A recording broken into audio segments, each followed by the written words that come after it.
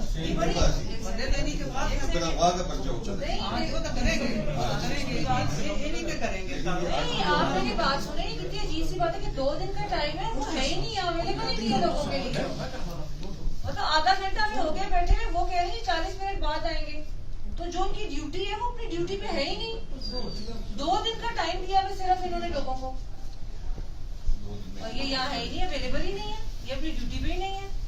Meeting से कौन सी meeting है? आप उनको फोन करके बता दें जी मैं तो बैठी हूँ, जब तक वो आएंगे नहीं नहीं, आप तो कह रहे हैं तो कह रहे हैं 11:30 बजे आएंगे, जब मीटिंग आ रही है हम उधर चले जाते हैं, हमें तो कोई मसला नहीं।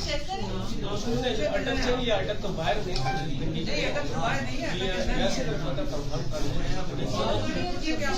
2 दिन का इनका टाइम है, ये अवेलेबल ही नहीं है, ऑफिस में नहीं है।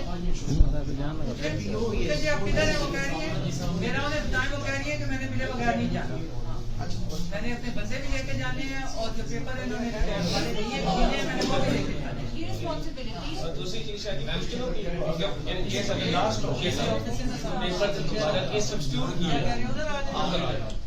तो उधर भी आप कोई होया बैठा हुआ तो फिर क्या करेंगे? उधर भी कोई नहीं होना, ठीक है, उधर कोई भी नहीं है, उधर भी कोई बंदा नहीं होना। वो आज इसी चक्कर में आज मेरा ख्याल है वो 10 मीटिंग करेंगे आज।